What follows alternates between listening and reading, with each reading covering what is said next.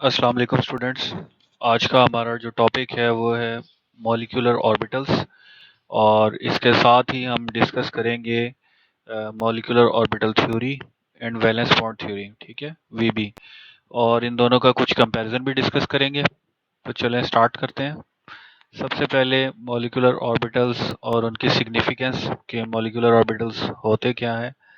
जैसे आपके पास एटम्स हैं, एटम्स का न्यूक्लियस है, इसी तरह उसके एटम के न्यूक्लियस के अराउंड एटॉमिक ऑर्बिटल्स होते हैं, जो आप एफएससी इंटरमीडिएट की बुक्स में पढ़ के आ चुके हैं। जैसे आपके पास शेल्स होते हैं, शेल्स के अंदर सब शेल्स हैं या ऑर्बिटल्स हैं, ऑर्बिट का छोटा पार्ट ऑर्बिटल्स। और वो ऑर्बिटल्स जो हैं उनको हम फर्दर क्लासीफाई करते हैं एस पी डी एफ, ठीक है। तो इसी तरह आपके पास जब मॉलिक्यूल की फॉर्मेशन होती है, डिफरेंट एटम्स डिफरेंट एलिमेंट्स के कंबाइन करके एक मॉलिक्यूल बनाते हैं, तो आपके पास मॉलिक्यूलर ऑर्बिटल्स बनते हैं। और जैसे एटॉमिक ऑर्बिटल्स एक वेव फंक्शन होते हैं according to the new modern models, ठीक है, इसी तरह आपके पास जो मॉलिक्यूलर ऑर्बिटल्स हैं वो भी एक वेव फंक्शन है।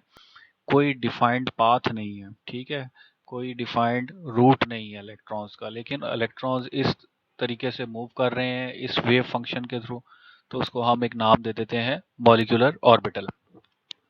अच्छा, मॉलिक्यूलर ऑर्बिटल्स जो हैं वो आपके मैथमेटिकल फंक्शंस हैं। वो एक्चुअली डिस्क्राइब क्या कर रहे होते हैं, इलेक्ट्रॉन का बिहेवियर इन द मॉलिक्यूल, ठीक है, कि इलेक्ट्रॉन्स जो हैं वो उनका बिहेवियर क्या है। वो बिटवीन बिटवीन द न्यूक्लियस ज़्यादा रिजाइड करते हैं, ज़्यादा टाइम प्रोबेबिलिटी यहाँ पर है उन्हें फाइंड करने की, या फिर इलेक्ट्रॉन्स को फाइंड करने की प्रोबेबिलिटी जो है वो anywhere else in the molecule है, ठीक है।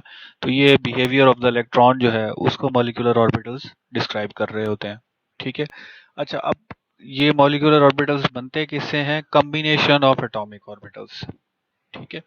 एक और चीज़ जो हमें बहुत इंपॉर्टेंट इंफॉर्मेशन देते हैं किसी सब्सटेंस या मटेरियल के बारे में, हमें उसकी फिजिकल और केमिकल करेक्टरिस्टिक्स को जो है असेस करने में, प्रिडिक्ट करने में मॉलिक्यूलर ऑर्बिटल्स जो है वो काफ़ी हेल्प देते हैं।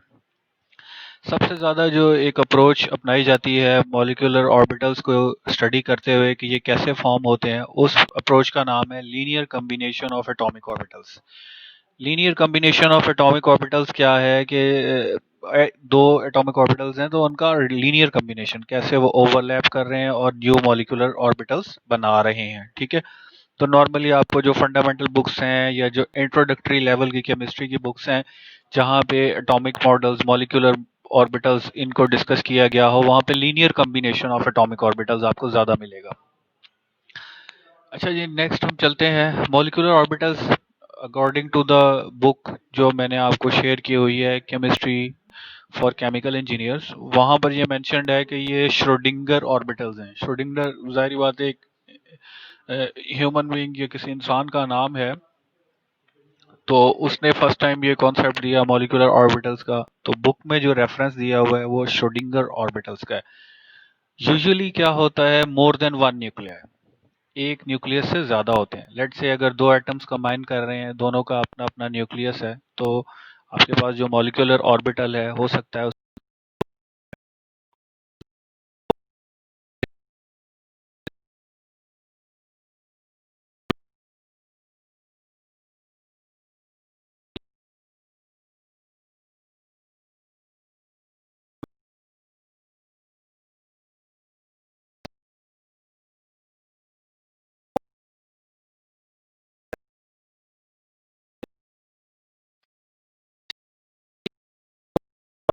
सिमेट्री होगी। लेट से आपके पास एस टाइप का था स्फेरिकल, पी टाइप का था इलिप्टिकल। अब वो जब कंबाइन करके मॉलिक्यूलर ऑर्बिटल बनाएंगे तो उसकी सिमेट्री भी ऑलमोस्ट उससे मिलती जुलती होगी जिस एटॉमिक ऑर्बिटल से वो बना है, ठीक है। अच्छा, अब नंबर ऑफ मॉलिक्यूलर ऑर्बिटल्स, ये भी अगेन ये बहुत एक इंपॉर्टेंट इंफॉर्मेशन है कि number of molecular orbitals same होंगे जितने एटॉमिक ऑर्बिटल्स आपस में कंबाइन हुए, ठीक है। लेट से टू हुए तो दो ही आपके पास मॉलिक्यूलर ऑर्बिटल्स बनेंगे, फोर हुए तो फोर ही मॉलिक्यूलर ऑर्बिटल्स बनेंगे। अब मॉलिक्यूलर ऑर्बिटल्स जो हमारे पास बनते हैं उसकी तीन मेजर टाइप्स हैं, bonding bonding MOs, anti bonding MOs and non bonding Amos.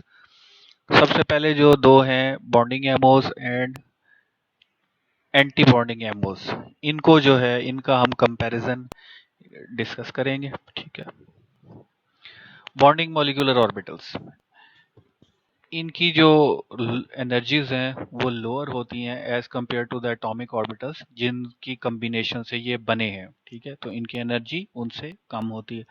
Constructive interaction होता है एटॉमिक ऑर्बिटल्स का इसमें। ठीक है, अच्छा, और जो इलेक्ट्रॉन को फाइंड करने की प्रोबेबिलिटी है, ठीक है, वो हायर है बिटवीन द न्यूक्लियाई। वो जो न्यूक्लियस हैं दो एटम्स के, उनके दरमियान जो रीजन लाई कर रही है, वहां पे इलेक्ट्रॉन को फाइंड करने की प्रोबेबिलिटी मैक्सिमम है, हायर है, rather than any other place in the molecule. ठीक है, अब क्योंकि इलेक्ट्रॉन वो एंटिटी है जो बॉन्ड फॉर्मेशन में सबसे ज्यादा मेजर रोल प्ले करता है, तो अगर उसकी मौजूदगी बिटवीन द न्यूक्लियाई सबसे ज्यादा है, इट मींस कि जो बॉन्ड फॉर्मेशन है वो काफी ज्यादा स्ट्रांग है। ठीक है, जो इंटरेक्शन है वो काफी ज्यादा स्ट्रांग है। ऑन द अदर केस अगर हम एंटी बॉन्डिंग मॉलिक्यूलर ऑर्बिटल्स की बात करें, तो उनकी एनर्जी जो होती है वो हायर होती है as compared to the atomic orbitals जिनसे वो बने हैं। डिस्ट्रक्टिव इंटरेक्शन होता है। ठीक है, उसके बाद क्या है कि probability of finding the electron वो बिटवीन द न्यूक्लियस कम है, न्यूक्लियस, और anywhere else in the molecule उसकी प्रोबेबिलिटी ज्यादा है। जिस वजह से क्या होता है कि जो इंटरेक्शन बिटवीन द एटम्स है वो वीकर है। ठीक है, वो स्ट्रांग नहीं है, वो वीकर है। अच्छा, नेक्स्ट अगेन कुछ और डिफरेंसेस हैं जो इस स्लाइड पे मेंशन किए हुए हैं। दो तीन तो वही पीछे वाले हैं। अच्छा, इसमें जो इम्पोर्टेंट है, बॉन्डिंग मॉलिक्यूलर ऑर्बिटल्स जो है वो addition overlap of atomic orbitals है। Anti bonding subtraction overlap of atomic orbitals है। ठीक है, वेव फंक्शन की इक्वेशंस देखें, एक में एडिशन का ऑपरेटर है, एक में सब्ट्रैक्शन का है। फिर जो थर्ड पॉइंट है जो बहुत इंपॉर्टेंट है, atomic orbitals have same science. अगर लोब्स की बात की जाए, लेट्स से पी ऑर्बिटल है, तो P x positive, P x positive, दो एटम्स का जब वो दोनों ओवरलैप करेंगे तो आपके पास बॉन्डिंग मॉलिक्यूलर ऑर्बिटल मिलेगा।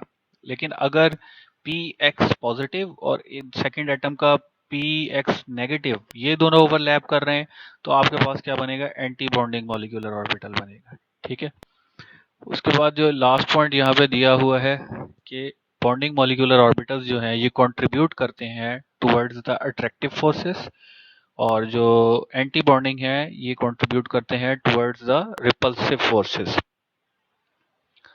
ये एक डायग्राम शो की हुई है कि किस तरह जो है और एटॉमिक ऑर्बिटल्स वो जब एटम्स करीब आते जाते हैं तो वो जो है एटॉमिक ऑर्बिटल्स ओवरलैप करना शुरू हो जाते हैं।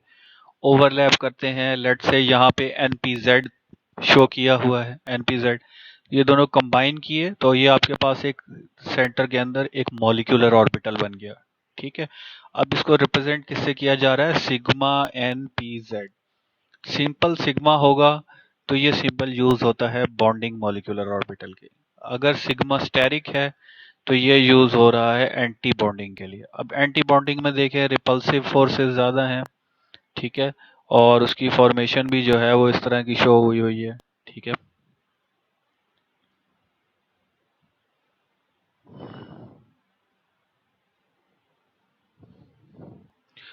ये आपके पास एक डाई एटॉमिक मॉलिक्यूल बन रहा है, उसकी मॉलिक्यूल ऑर्बिटल डायग्राम शो की हुई है, MO डायग्राम इसको हम कहते हैं। ठीक है,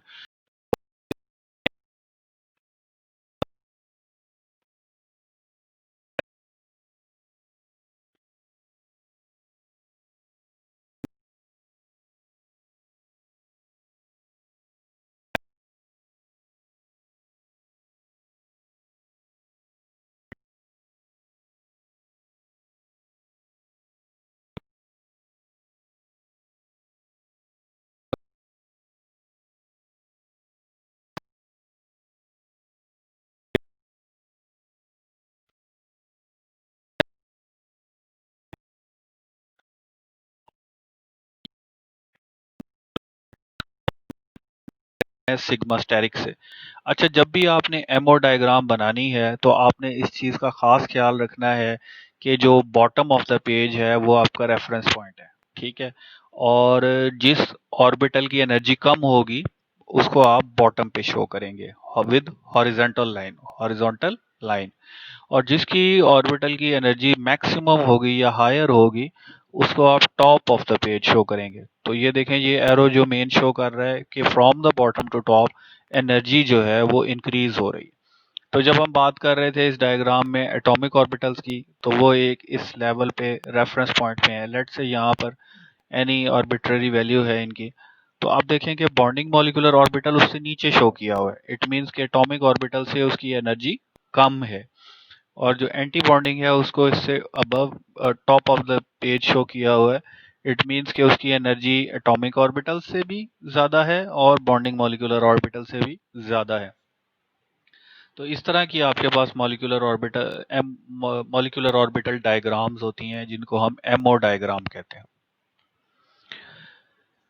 अच्छा, हमने दो को तो डिस्कस कर लिया, बॉन्डिंग एंड एंटी बॉन्डिंग। एक थर्ड मॉलिक्यूलर ऑर्बिटल्स भी हमारे पास कभी कभी बन जाते हैं, उनको हम नाम देते हैं नॉन बॉन्डिंग एमओस। नॉन बॉन्डिंग एमओस जो है वो एक कह लें कि आपके पास एक्सेप्शनल केस है कि इसकी जो एनर्जी होती है वो सेम होती है एटॉमिक ऑर्बिटल के, और ये काफ़ी हद तक मिलता जुलता भी है एटॉमिक ऑर्बिटल से। वैसे ही डीप होता है, करेक्टरिस्टिक्स भी वैसे ही होते हैं, ठीक है। अब ये बनता कैसे है? बनता इस तरह है कि समटाइम्स ऐसा होता है इनकॉम्पेटिबल सिमेट्रीज होती हैं। लेट से जी, एक आपका एटम था, उसका एस था, दूसरे का पी था ऑर्बिटल। वो दोनों जो हैं आपस में उनका कोई इंटरेक्शन हुआ तो वो इनकॉम्पेटिबल सिमेट्री सी बन गई कुछ, ठीक है।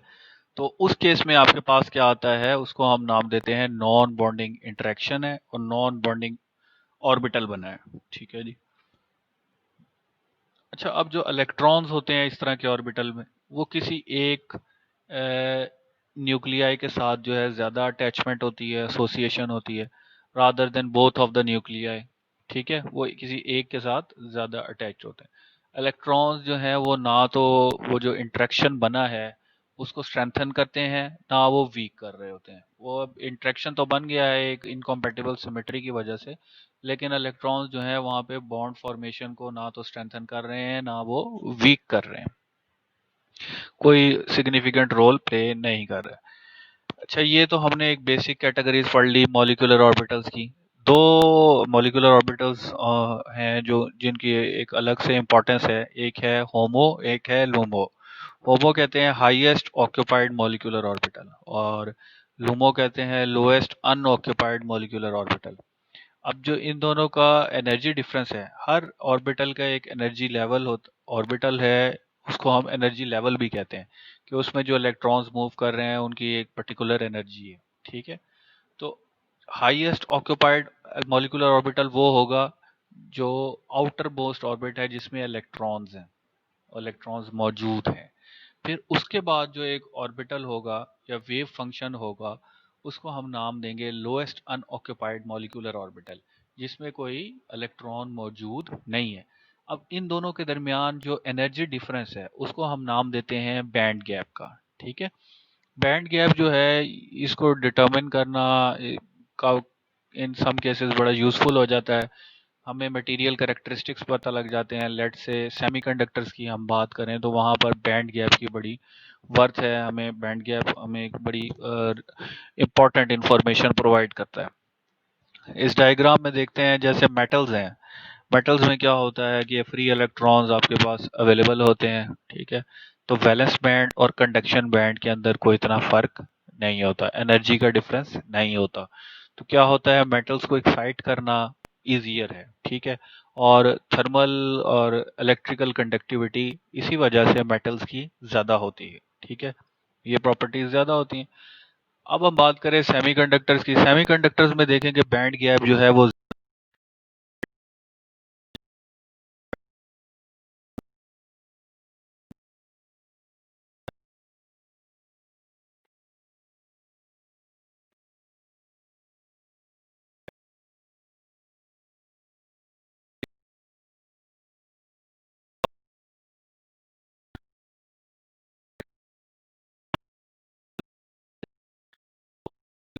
स्टेट में आते हैं।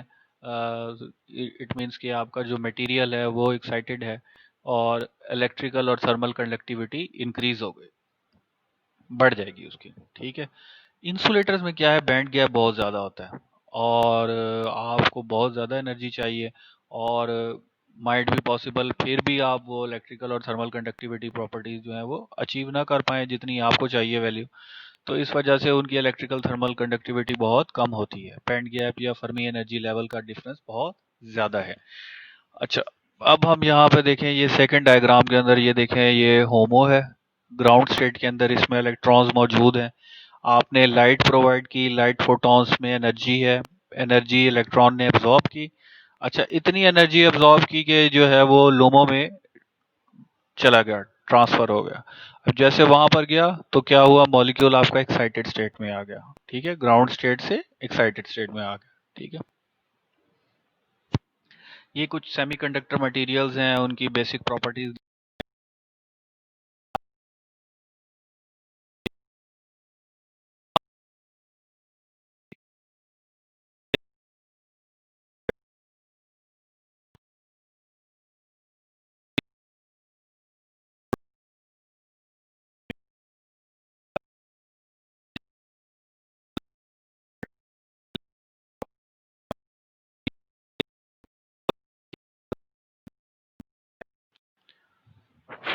अच्छा, अब मॉलिक्यूलर ऑर्बिटल थ्योरी की बात कर लेते हैं। हमने मॉलिक्यूल बनता है तो मॉलिक्यूल ऑर्बिटल्स भी बनते हैं, ये डिस्कस कर लिया। किस किस टाइप्स के बनते हैं ये भी डिस्कस कर लिया। फिर अच्छा, इस पूरी ओवरऑल को अप्रोच को कि मॉलिक्यूल कैसे फॉर्म होता है, क्या रीजनिंग है इसके पीछे। दो थ्योरीज हैं जिनको बहुत ज़्यादा जो है इम्पोर्टेंस, पॉपुलैरिटी मिली। एक है मॉलिक्यूलर ऑर्बिटल थ्योरी, एक है valence band theory, valence bond theory. ठीक है, वैलेंस बैंड थ्योरी। ठीक है, तो फर्स्ट वन जो है मॉलिक्यूलर ऑर्बिटल थ्योरी, इसमें क्या है कि ये हमें बताती है इंफॉर्मेशन के फाइनल मॉलिक्यूल का स्ट्रक्चर क्या होगा। इलेक्ट्रॉन जो हैं वो specific bonds between the atoms, ठीक है, उनको असाइन नहीं होते, वो पूरे ऑर्बिटल के अंदर जो है रोटेट कर रहे हैं। और इलेक्ट्रॉन्स किसी भी एक लोकेशन पे होते हैं, क्योंकि इलेक्ट्रॉन एक ऐसी एंटिटी है जो 24 आवर इन मोशन रहता है। ये नहीं है कि वो कभी रुक जाएंगे, स्टे कर लेंगे। ठीक है, तो इलेक्ट्रॉन एक मोशन में रहने वाली एंटिटी है, तो वो मॉलिक्यूल के अंदर किसी भी जगह लोकेशन में मौजूद हो सकते हैं। These electrons may be associated with either one of nuclei. ठीक है, ये भी मुमकिन है कि वो किसी एक न्यूक्लियाई के साथ उनकी अटैचमेंट एसोसिएशन ज़्यादा है, या फिर वो यूनिफॉर्मली स्प्रेड है। लेट से जी अगर 10 हैं या 12 इलेक्ट्रॉन्स हैं एक मॉलिक्यूल में, तो वो यूनिफॉर्मली भी स्प्रेड हो सकते हैं। हो सकता है कि वो ज़्यादातर जो है कंसंट्रेट हुए हुए हैं विद इन द न्यूक्लियाई। ठीक है, हो सकता है वो within the nuclei concentration कम है और बाहर बाकी जगहों पे कंसंट्रेशन है। ठीक है, तो ये जो है पॉसिबिलिटीज हैं। ठीक है, मॉलिक्यूलर ऑर्बिटल थ्योरी ये बता रही है इलेक्ट्रॉन्स की पोजीशन के बारे में, लोकेलिटी के बारे में, अटैचमेंट के बारे में। इस तरह की कुछ इन्फॉर्मेशन हमें मॉलिक्यूलर ऑर्बिटल थ्योरी देती है। फिर ये एमओ डायग्राम है, ये हम पहले डिस्कस कर चुके हैं, इसको मैं जो है स्किप करूंगा, आप इसको गो थ्रू कर लेंगे। वैलेंस बॉन्ड थ्योरी की तरफ आते हैं हम। वैलेंस बॉन्ड थ्योरी एक्चुअली क्या है, आइडिया देती है अगेन हमें, लेकिन इसका जो आइडिया है वो किसके राउंड अबाउट, किस मेन पॉइंट के राउंड अबाउट फिक्स्ड है कि बॉन्ड फॉर्मेशन हमेशा तभी होती है जब outer most valence electrons participate करते हैं। ठीक है जी, ये हो गया। ये जो है ऑर्बिटल्स के बारे में हमें इतनी इंफॉर्मेशन नहीं देती, जिसमें इलेक्ट्रॉन्स मूव कर रहे हैं, वेव फंक्शंस कौन से हैं। ठीक है, ये उसके बारे में हमें इंफॉर्मेशन नहीं देती। ना ही ये हमें ये बताती है कि एटॉमिक ऑर्बिटल से मॉलिक्यूलर ऑर्बिटल कैसे बनते हैं। इसका जो मेन फोकस ये है कि वैलेंस इलेक्ट्रॉन्स पार्टिसिपेट करते हैं बॉन्ड फॉर्मेशन में, और वो ऐसा क्यों करते हैं, ताकि ओवरऑल जो न्यूक्लियाई हैं दोनों, ठीक है, एटम्स के, उनकी रिलेटिव एनर्जी लोअर हो जाए। ठीक है, और वो ग्राउंड स्टेट के अंदर चले जाएं। ठीक है, ईच एटम जो है वो क्या कंट्रीब्यूट कर रहा होता है, आपके पास इलेक्ट्रॉन पेयर के अंदर एक इलेक्ट्रॉन वो दे रहा होता है। ठीक है, अनपेयर्ड। और नॉर्मली वो इलेक्ट्रॉन दे रहा होता है जिसकी स्पिन्स ऑपोजिट हो। अगर एक एटम दे रहा है तो उसकी स्पिन और होगी, क्लॉकवाइज हो सकती है, दूसरे की एंटी क्लॉकवाइज होगी। ठीक है,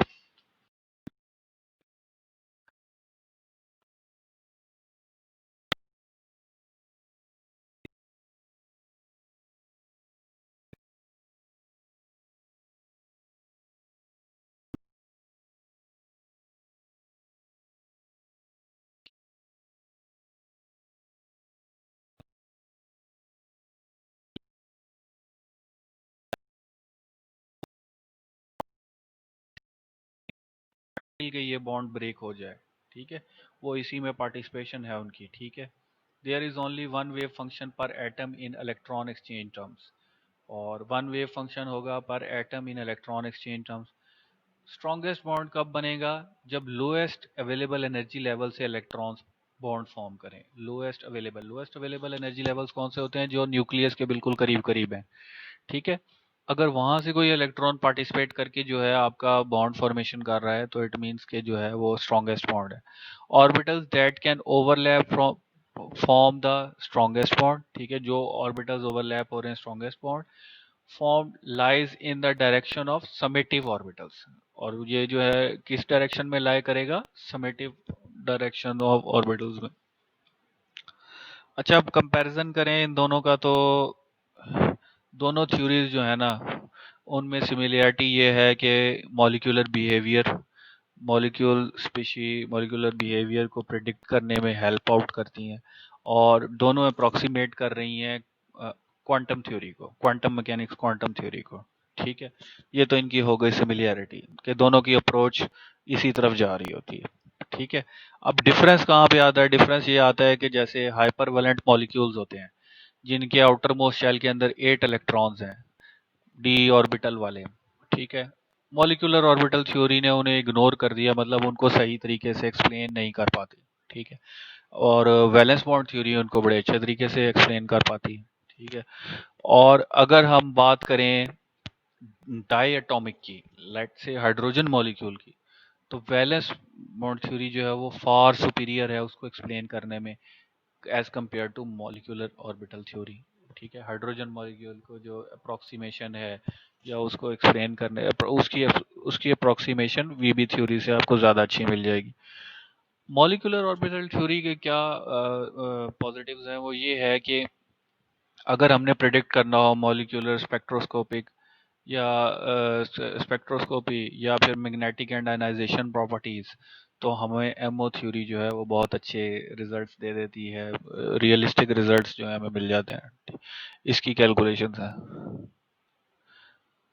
कुछ और भी लिटरेचर में आपको इनके डिफरेंसेस मिल जाएंगे, ये डेफिनेशन डिस्क्रिप्शन थ्योरी वाइज, ठीक है, ये भी आप पढ़ सकते हैं। और ये एक और मेरे पास एक डिफरेंट सोर्स से इनके डिफरेंसेस दिए हुए हैं। वैलेंस बॉन्ड थ्योरी का देख लेते हैं। Separate atoms are brought together to form molecule, ठीक है जी।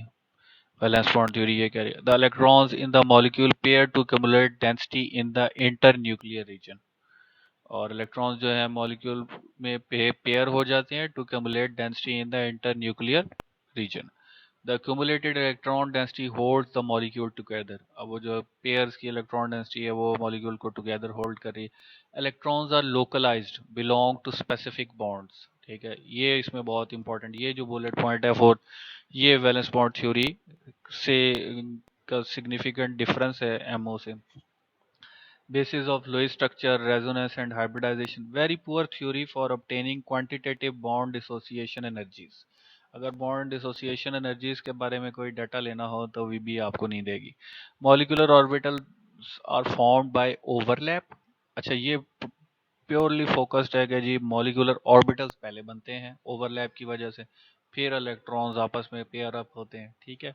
And interaction of atomic orbital, electrons then fill the molecular orbitals according to the aufbau principle, ठीक है। तो बाद में इलेक्ट्रॉन्स जो है उनको फिल करते हैं या मतलब पेयर होते हैं ऑफ बॉ प्रिंसिपल के according. Electrons are delocalised, don't belong to particular bonds. अच्छा, दोनों में डिफरेंस ये है, वो कहता है कि इलेक्ट्रॉन्स लोकलाइज्ड हैं, वो एक ही स्पेसिफिक बॉन्ड को बिलोंग कर रहे हैं। उधर क्या कह रहा है, इलेक्ट्रॉन्स डीलोकलाइज्ड हैं, don't belong to particular bond but are spread throughout the molecule.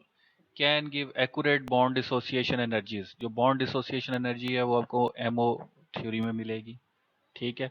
Model is complex, MO theory का कॉम्प्लेक्स है model, and requires powerful computers for even simple molecule, ठीक है।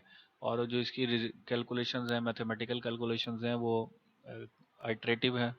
लेकिन जो वैलेंस बॉन्ड थ्योरी है उसकी simpler है, वो इलेक्ट्रॉन्स पर है, ये ऑर्बिटल्स पे है। एमओ जो है वो ऑर्बिटल्स पे है।